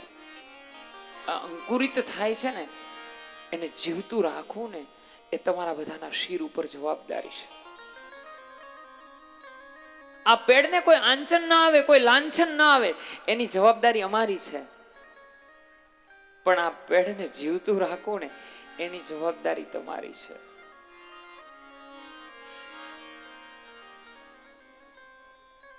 તો ભોજન લેવા માટે સાધુઓ આવે છે. ગામમાં કોઈ લોકો કે અજામિલ બ્રાહ્મણને ત્યાં જાઓ, અજામિલ બ્રાહ્મણને ત્યાં ભોજન લેવા આવે છે. અજામિલને ખબર પડે છે કે મારે ત્યાં કોઈ સાધુઓ, કોઈ સંતો ભોજન લે છે. જે માણસે કોઈ દિવસ દાન ન કર્યું હોય એમને ત્યાં કોઈ આવે અને છે ને, આ ઓલા વેપારી જેવું છે. એક વેપારી હોય ને, એમ ત્યાં રોજ એક ભિક્ષુક આવે માંગવા, રોજ આવે. ઓલો હાથ લાંબો કરે એટલે ઓલો એક કાકરો મૂકી દે, ચાલો જાય કાકરો લઈને. ભિક્ષુક એક પણ શબ્દ ન બોલે, એક પણ શબ્દ નહીં, મૂંગા મોઢે કાકરો લઈ લેવાનો. કેટલા દિવસ થયા ને પછી બાજુના વેપારીએ કીધું કે તું રોજ આવે છે ને, રોજ આમની પાસેથી તું રોજ એક કાકરો લેજો, આ કાકરાને તારે શું કરવા છે? કે આજ કાકરો દે ને, કાલ પૈસા દેતા શીખી જાય. આજે કાકરો જે દેશે ને, એ 5-15 દિવસ પછી એ સામે લઈને કંટાળીને એ પૈસા નાખતો થઈ જશે. એમ જો તમે આપશો ને, તો તમારી આવનારી પેઢી આ ગામને જીવંત રાખવાની જવાબદારીને નિભાવી શકશે. અને અમારી પાસે કાંઈ છે જ નહીં ભાઈ, હોય એવું કઈ અહીંથી માંડવી ભેગી કરીએ ત્યાં વરસાદ આવે છે, તે એમાંય ભાવ તૂટી જાય છે. એટલે અમારી પાસે જે વસ્તુ છે સેવા એ કરશું અમે. અને એમાંય હું જોઉં છું સાહેબ, પહેલે દિવસે ત્યાં આપણે જાહેરાત કરી હતી કે રસોડું 1 ટાઈમ, હવે રસોડું 2 ટાઈમ ચાલુ થયું. 2 ટાઈમ રસોડામાં જે સ્વયંસેવક ભાઈઓ અને બહેનો જે તનતોડ મહેનત કરે છે, પહેલા એમને આપણે હું વધાવું અહીંથી વ્યાસપીઠેથી એમને ખૂબ ખૂબ અભિવાદન આપું છું સાહેબ. હું તો અહીંયા બેસીને ખાલી બોલી શકું, એ કરવું ખૂબ અઘરું છે. કેટલાય સ્વયંસેવક ભાઈઓ, મારા યુવાન મિત્રો 15-15, 17-17 કલાક સુધી સતત આમાં જહેમત ઉઠાવી છે ને, ત્યારે હું તમે એટલી શાંતિથી અહીંયા બેસી શક્યા છીએ. માતા વર્ગમાં પણ મેં જોયા ફોટા, બેનુએ પણ આમ હર્ષ આનંદથી પીરસવા માટે તૈયાર થઈ જાય છે. એ ભગવાનની કૃપા કહેવાય, એ મારો હરિ આવ્યો ને એની કૃપા છે સાહેબ. બીજો ક્યાં પુરાવો લેવા જવો? ખાલી એક ગરબી હશે ને ખાલી મેં એટલું જ કીધું હતું કે બેનું શક્ય હોય તો જવાબદારી લઈ લેજો. કેવડી મોટી જવાબદારી લઈ લીધી કે એટલું બધું માણસો જમે છે, કોઈ અવ્યવસ્થા ઈશ્વરની કૃપાથી, પ્રભુની કૃપાથી ક્યાંય થયું નથી સાહેબ. જેવો આ કામના શ્રમ યજ્ઞમાં થાય છે, એમને કોઈ દી કાર્ય થતું નથી. સાંભળજો, આપની બધાની મહેનત છે. આપણે તો અહીંયા ભાઈ બધા પોતપોતાની રીતે ખિસકોલીની જેમ પુલ બાંધે છે. ગોબરભાઈ સેતુબંધ છે, અને એ સેતુ કોઈ પણ હેતુ વગરનો છે. એ આપણા માટે એક ભાગ્યની વાત છે. કોઈ પણ પ્રકારના હેતુ વગરનો આ સેતુ બંધાય છે આપણી વચ્ચે. અજામિલ આવીને જોયું કે એમના ઘરે કોઈ સાધુ મહાપુરુષો ભોજન લે છે. અજામિલ બ્રાહ્મણ ઉભો થઈને કીધું, ચાલ્યા જાઓ, કે સાંભળ, અમે સાધુ છીએ, અને સાધુ ભૂખા ભાવકા, ધનકા ભૂખા નાહી, ધનકા ભૂખા જો ફિરે, જો સાધુ નાહી. સાંભળ, મારે કોઈ પ્રકારનું તારું દ્રવ્ય જોતું નથી, પણ સાંભળ, અમને એવો આશીર્વાદ આપ, અમને એવું વચન આપી દે, અને અમે તને આશીર્વાદ આપીએ ને તું વચન આપ કે તારા ધર્મ પત્નીના ઉદરથી બાળક જન્મે, એમનું નામ નારાયણ રાખશે, અને અંતે વચન સિદ્ધ થાય, પુત્રનો જન્મ થાય, નારાયણ એવું નામકરણ કરવામાં આવે અજામિલનું. દેહ સમયે અંતે નારાયણ દીકરામાંથી સુરતામાં નારાયણ ચાલ્યા જાય, અને અંતે પૂર્ણબ્રહ્મ પરમાત્માને પામી જાય. આ અજામિલનું પવિત્ર આખ્યાન હવે આઈએ ચતુર્શ્લોકી વત્રાસુરનું ચતુર્શ્લોકી ભાગવતના 4 શ્લોક સમજી અને આપણે પોષણ ઉતિ લીલાની અંદર પ્રવેશ કરીએ.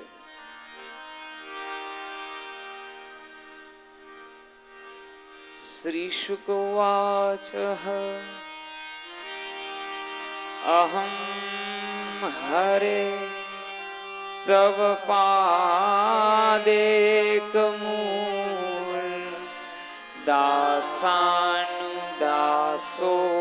ભવીરસ્મિ ભૂયઃ મહાસ્મેતાસુતે ગુણે ગૃણીતમ વાક કર્મ કરોતિ કાય નહનાક પૃષ્ઠમ ન ચ પરમેષ્ટયં ન સર્વભૌમં ચ રસાધિપત્યં ન યોગ સિદ્ધિ પુનર્ભવઃ સમજસ્ય ત્વાં વિરહસ્ય કાંચે અજાત પક્ષા ઈવઃ માતરં ખગા સત્યન્યયથા વત્સરા શુધાર્તાઃ પ્રિયં પ્રિયૈવ ક્ષિतं ભીષણા મૈનો અરવિદ્યાંક્ષ વિદ્રેક્ષતે ત્વામ. જેને આપણા ભાગવતમાં વત્સાસુરનું ચતુર્શ્લોકી ભાગવત કહેવાય. આવતીકાલે આપણે એમને વિસ્તારથી સમજીશું. હવે આપણે ઉતિ લીલાની અંદર પ્રવેશ કરીએ. પેલી પુષ્ટિ લીલા કહેવાય. હવે ઉત્તિ લીલા આવે, જે ભગવાનના જમણા હાથની, પ્રભુના જમણા હાથની હથેળી છે, જેની અંદર 3 વિભાગ પાડ્યા છે. આ 7મો સ્કંદ અને બીજો સ્કંદ ભાગવતમાં ખૂબ નાનો સ્કંદ છે. બીજો સ્કંદ છે એ અધિકાર પછીની સાધન લીલા છે, અને 7મો સ્કંદ છે એ ઉતિ લીલા છે, એટલે કે વાસના લીલા છે. હવે વાસનાના 3 પ્રકાર છે: અસદ વાસના, સદવાસના અને અસદ સદવાસના. માણસ જીવન છે, હમન આ જે માણસની જીવન છે 2 વસ્તુથી બંધાયેલું છે, એક કર્મથી અને એક વાસનાથી. આપણે કોઈ વસ્ત્ર પહેરીએ છીએ તો એ વસ્ત્ર 2 વિભાગથી હોય, એમાં એક ઊભો દોરો ચાલ્યો હોય અને એક આડો દોરો ચાલ્યો હોય. 2 માંથી ગમે એમ દોરો ખેંચવા માંડીએ, સમજો કે ઊભો અને આડો દોરો હોય એનાથી આપણું વસ્ત્ર બને, નિજ વસ્ત્ર એમનાથી બને આપણું. એમાંથી એક દોરો ખેંચી લઈએ એટલે એક દોરો આપોઆપ વિખાઈ જાય છે, વસ્ત્ર પૂર્ણ થઈ જાય છે. તો આપણામાં 2 વસ્તુ છે, એક કર્મ છે અને એક વાસના છે.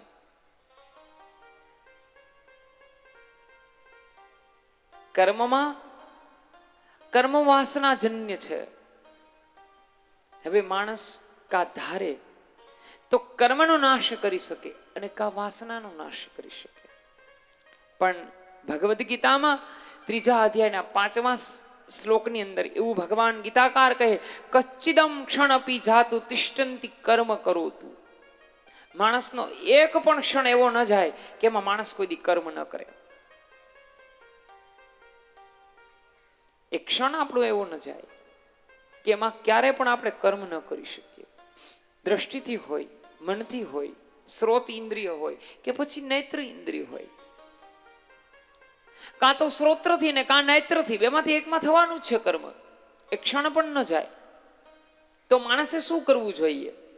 કે તો માણસે વાસનાનો નાશ કરવો જોઈએ. હવે વાસનાનો નાશ ક્યારે થાય? જ્યારે ફળની આશા ન હોય ત્યારે. મામ ફલેશુ, ગીતાનો એક શબ્દ છે મામ ફલેશુ. તો આપણે બધા એવો અર્થ કર્યો. જો આપકે કોઈ પહેચાન વાલે સંસ્કૃતના વિદ્વાન હોય એને પૂછજો કે ગીતાના 582 શ્લોક ભગવાન બોલ્યા છે 700 માંથી, એમાં એવો મને ગુજરાતી અર્થ કરીને બતાવી દેજો કે કર્મ કરવું પણ ફળની આશા ન રાખવી. આવું કોઈ પણ જગ્યાએ ભગવાન બોલ્યા જ નથી, છે જ નહીં, આ શબ્દ જ નથી.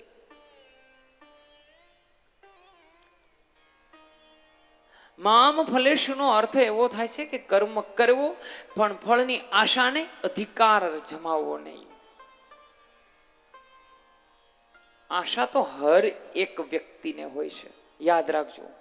यद्यपि आपके कोई पहचान वाले संस्कृत के बड़े विद्वान हो गए એને પૂછી લેજો કે ગીતામાંથી મને એવો શબ્દ બતાવજો. સાહેબ, ગીતા મારો પ્રિય ગ્રંથ છે.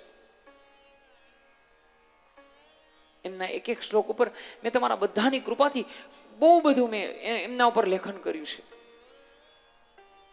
મેં વિનોબા ભાવેના ભૂદાન યજ્ઞના પ્રણેતા વિનોબા ભાવે ભાઈ એમના જેટલા પુસ્તકો જેલમાં એને ગીતા પ્રવચન વિશે બોલ્યા એ તમામ મારી લાઇબ્રેરીમાં કલેક્શન છે, મારી પાસે છે. આ એક એવો મહાન ગ્રંથ છે. એક રુજુતામાંથી એક માણસ વિષાદની અંદર લથપથતો માણસ હોય એને રુજુતા તરફ લઈ જાય. તું કે એમ કરીશ, ચાલ, તું જે કે હું કરવા તૈયાર છું. ગીતાકાર ધનંજયના માધ્યમથી મને તમને જીવનમાં આવેલી વિકટ પરિસ્થિતિઓમાંથી પસાર કરવાનું શીખવાડે છે. અને કૃષ્ણ વિશે એક વખત મેં ખાલી એટલું જ કીધું હતું કે હુ ઇઝ કૃષ્ણ. કૃષ્ણ શું છે? Krishna is A celebration. Krishna આખો એક ઉત્સવ છે સાહેબ, આખો ઉત્સવ છે. જે માણસે જિંદગીમાં ક્યારે સાહેબ સુખ માણ્યું ના હોય ને એ માણસ મને તમને ભરભર પેટ સુખ આપીને જાય છે. કરો એના જીવનમાં ડોક્યું ક્યારેક. કાલ મારા પૂર્વ વક્તા ડોક્ટર કેતન કાનપરિયા બહુ સરસ રાતે વાત કરી એક સાહેબે કે જન્મતાની વખતે ગળખુથી પાવા વાળું પણ કોઈ ન હતું અને અંત સમયે સાહેબ કોઈ છેલ્લે ગંગાજળ પાવા વાળું પણ ન હતું કોઈ. બતાવો કોણ હતું કૃષ્ણ પાસે? તમારા જ દીકરાની વહુ, તમારી પુત્ર વધુ હોય એ તમને છેલ્લે પાણી આપવાની ના પાડે તો તમારા ઉપર શું વીતે? બોલો. તમારા દીકરાની વહુ, તમારી પુત્ર વધુ, તમારો દેહ થરથરતો હોય અને ત્યારે તમને પાણી આપવાની ના પાડે ત્યારે તમારા ઉપર શું વીતે? દુર્યોધનની દીકરી અને અનુરુદ્ધના પત્ની પોતાના પુત્ર વધુ જ્યારે 120 વર્ષનો શ્વેત વાળવાળા કૃષ્ણ પાસે પાણી યાચના કરે ને ત્યારે હાથમાં પાણીનો પ્યાલ. સાહેબ, આ મહાભારતનો પ્રસંગ છે, મારા હાથની વાત નથી, મોઢાની વાત નથી. 120 વર્ષના કૃષ્ણને સામો ઉભો રાખી અને પોતાના જ પુત્ર વધુ કહે છે કે પેલા ઈ બતાવો કે મારા પિતાનો વાંક શું? તો આટલી બધી અનીતિ તમે આચરી. જો રાત્રિના સમયે ભાનુમતીના જગ્યાએ દ્રૌપદીને તમે જ લઈ ગયા. માં ગાંધારી પાટા ખોલતી હતી એ સમયે મારા પિતાનો વજ્ર દેહ બનતો હતો ત્યારે કેળનું પાન તમે જ બાંધ્યું હતું. શું વાંક હતો? બતાવો. કર્ણનો વધ, મારા પિતાનો એક જ સહાયક મિત્ર હતો કર્ણ. મિત્ર તો ऐसा કીજે કુવાના કોષ સમા પછડાય તો પાણી આપે. મારા પિતાનો એક મિત્ર હતો, જાણતો હતો કે આ બધું યુદ્ધ હવે પરાજય તરફ જાય છે, છતાં એણે પરાજયનો સાથ આપ્યો. એમને પણ તમે જ છળ કપટ કરી મરાવી નાખ્યો. તમે જ એમની પાસેથી કવચ કુંડળ સૂર્ય આપેલા લેવરાયું. શું મારા પિતાનો વાક હતો? વિચાર કરો કૃષ્ણના જીવનનો વિષાદ. અને પછી ગીતાને સમજવા નીકળજો. ઈ કૃષ્ણની કથા છે સાહેબા. એને આપણે સેલિબ્રેશન કહીએ છીએ. જરૂર પડે ને ત્યારે ચીર પૂરી શકે, જરૂર પડે ત્યારે ચીર હરી શકે. અને Krishna is a best political callers. એક સારામાં સારો ભગવાન કૃષ્ણ વ્યાસપીઠ, મારા વ્યાસપીઠ પરથી કહું છું કે એક બેસ્ટ પોલિટિકલ કોલર્સ કૃષ્ણ બને છે સાહેબ. હસ્તિનાપુરમાં સંધિ કરવા માટે એને બોલાવવામાં આવે છે. ત્યાં મુગટવાળા તો બહુ બધા હોય સાહેબ, એનું કોઈનું કામ ન હોય. ત્યાં મોરપીછ વાળો આવે, તું અહીંયા આવ અને એને કંઈક આનું નિવારણ કર. તો એ ગીતાની અંદર ભગવાન એવું કોઈ દી બોલી શકે? યુ માઇન્ડલી થિંકિંગ, તમે તમારા મગજથી વિચારો કે કોઈ દિવસ એ ભગવાન એવું કે ફળની આશા ન રાખતો? એમ કે જ નહીં, ઇમ્પોસિબલ છે. એ એટલું કહી શકે કે અધિકાર ન રાખતો. એટલે તો રામચરિત્ર માનસમાં એ કેવટનો પ્રસંગ આવે છે.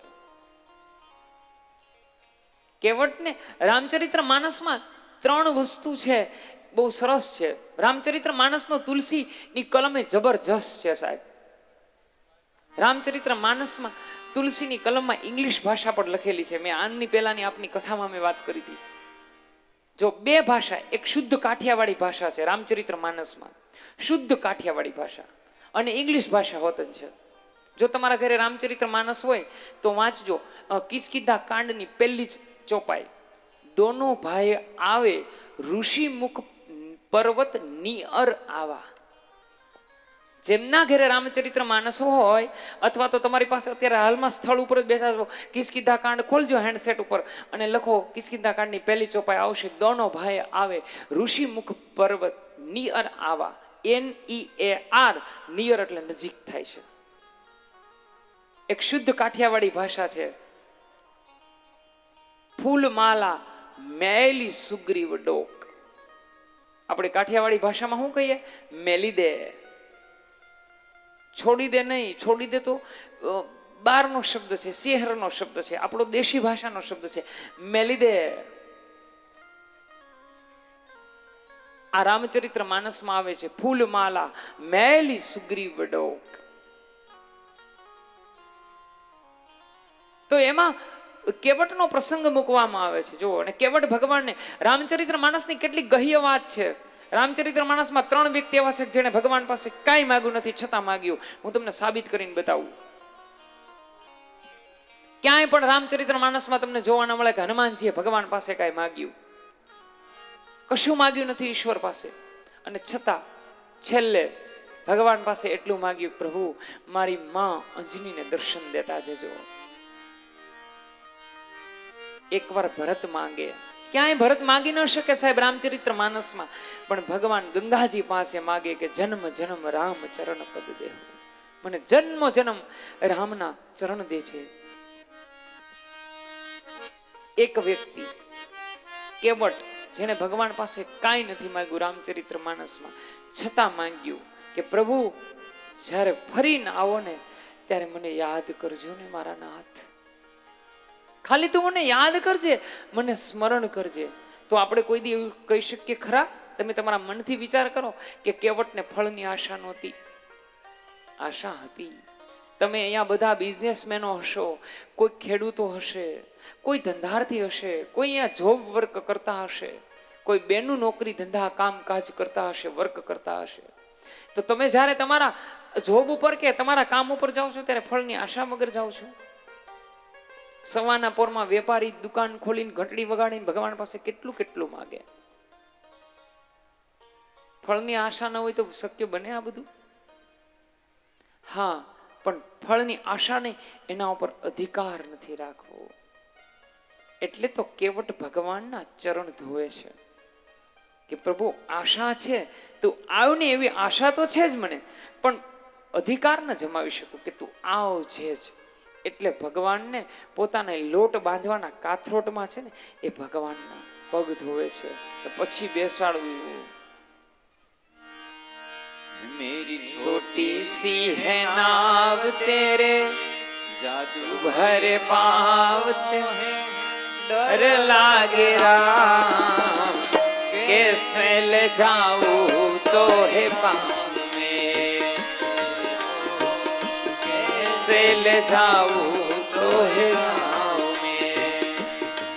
मेरी छोटी सी है नाव तेरे जादू भर पाव तुम्हें डर लागे राम, कैसे ले जाऊं तो है नाव में,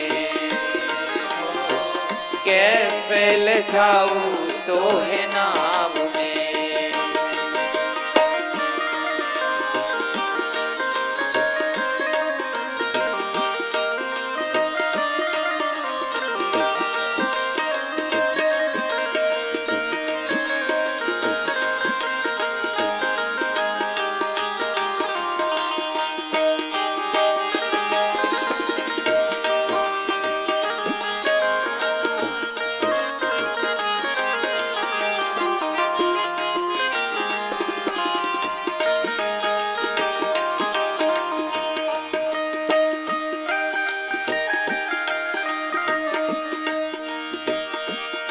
जब पत्थर से बन गई नारी, यह तो लकड़ी की नाव हमारी.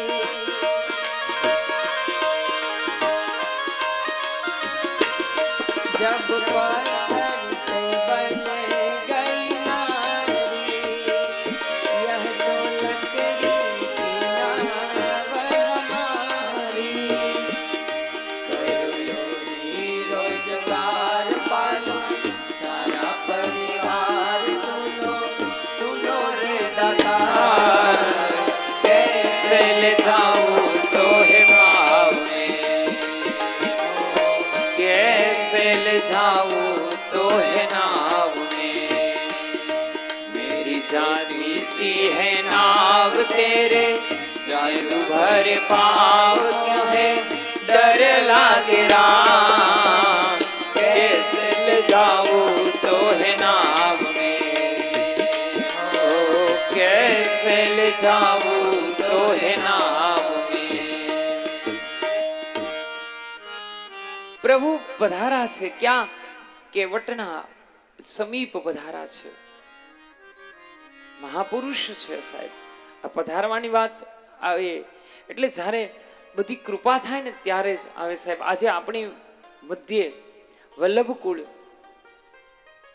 શ્રી અનુગ્રહ બાવા લાલન અહીં પધારવાના છે. એમના શ્રી આપ શ્રી આપેલા સમય અનુસાર એ અહીંયા પધારશે. આપણા ઉપર કૃપા કહેવાય કે આવા ભવ્ય અને દિવ્ય પ્રસંગની અંદર શ્રી વલ્લભ અહીં પધારે, વલ્લભકુળ અહીં પધારે, એ આપણા માટે એક આપણા ભાગ્યનો ઉદય કહેવાય, આપણા ઉપર કૃપા કહેવાય વલ્લભની કે અહીંયા વલ્લભકુળ પધારે છે. તો કેવટ ફળ વાસના વગર ભગવાનના ચરણ ધોઈને બેસાડે છે. પ્રભુ અહીંયા બેસી જાઓ. વિદા કિન્હી કરુણાય ભવતી વિમલ બરુદેહ. પ્રભુ જો નિષ્કર્મનું કર્મનું ફળ છે, આ જે ભક્તિ છે, જે ભગવાન મને આપે છે, અને ભગવાનના કેવટ ચરણ પ્રક્ષાલન કરે, એ શું થયું? ભગવાનના વાસનાજન્ય કર્મનું, માણસના વાસનાજન્ય કર્મ છે એનું નાશનો પ્રસંગ છે કેવટ પ્રસંગ. કે હું કર્મ કરીશ, ફળની આશા પણ રાખીશ, પણ અધિકાર નહીં જમાવું કે મને આમ થવું જ જોઈએ. અને કેટલીક પરિસ્થિતિઓ આપણાથી નિર્માણ ન થાય સાહેબ. એટલે જ મેં સવારે કીધું હતું કે કાગડો ઈચ્છે છે કે ક્યારે રાત ન થવી જોઈએ, અને ઘુવડ ઈચ્છે છે કે કોઈ દિવસ ન થવો જોઈએ. પરિસ્થિતિ તો એને અનુકૂળ ચાલે છે. રાજા સાંભળ, आज मैं तूने उत्तम गोविंद महात्म में बताऊं कि आ महात्म धर्मराज युधिष्ठिर ने योगीओना शिरोमणि नारदजी भगवाने हस्तिनापुરના મહાન સ્ટેજ ઉપર કહીને સંભળાવ્યું હતું ને એ વાત રાજા હું તને કહું. આ વાતની અંદર પ્રહલાદનું ચરિત્ર આવે. લગભગ પ્રહલાદ ચરિત્ર આપણે બધાને મોઢે જ હશે, છે ને મોઢે બધાને. મને કદાચ આમાં એકાદું ટોપિક ભૂલાઈ જશે પણ તમને નહીં ભૂલાય એટલું બધું મોઢે થઈ ગયું આપણે. પણ આપણે કંઈક નવું કોશિશ કરીએ, કારણ કે આ તો ભાઈ ઘરની સ્પીચ ઉપર બેટિંગ કરવાનું છે એટલે ખેલાડી એમાં જોશમાં જ હોય, કારણ કે પીચથી અનુભવ હોય એને.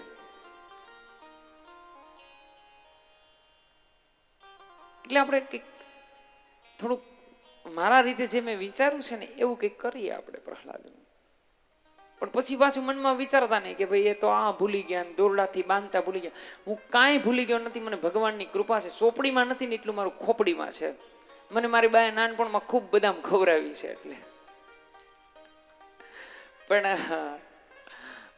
ભૂલી લગભગ તો શક્ય હોય તે ત્યાં નહીં જાવ, પણ પ્રસંગને આપણે કંઈક જુદી રીતથી લઈએ એમ. મને એમ ગામ મારો પરિવાર છે ને, મને ઘણા કે ઓલી સત્યનારાયણની કથા વાંચવા જાવ ને એટલે ઘણા કે એ કે હવે આ કઠિયારો બદલો ને. હું કહું નહીં ભાઈ, કઠિયારો તો એની રહેશે. હા, પણ એનો કુવાડાના બદલે બેન્સા જેવી કે કંઈક ઇલેક્ટ્રિક કટર લાવશું આપણે, કે એને બિચારાને તકલીફ ન થાય. એટલે આપણે કંઈક વિચારીએ. થોડુંક માધ્યમ તો ભાગવતનું રાખવું પડશે, માધ્યમ તો ગોવિંદ માત્રનું રાખવું જ પડે. મૂળ કેન્દ્ર ન બદલાય ક્યારેય. પણ ક્યારેક ત્રિજ્યા કે વ્યાસ બદલતો રહે, બધું વર્તુળ એક સરખું ન હોય. અને અમથું રાઉન્ડ તો મને બહુ પ્રિય છે, કારણ કે રાઉન્ડમાં એક એક ખૂણો ન હોય. આ ખૂણો તો રોજ મગજમાં ઘરી ગયો છે મને. આ માતા અને બેનુએ આ મગજમાં ખૂણો બેહાર દીધો છે મને. હવે બાપા કોઈ દી ખૂણો એવો શબ્દ નહીં બોલતા હો, નહીં બોલો ને, કારણ કે પરિવાર ગોળ હોવો જોઈએ.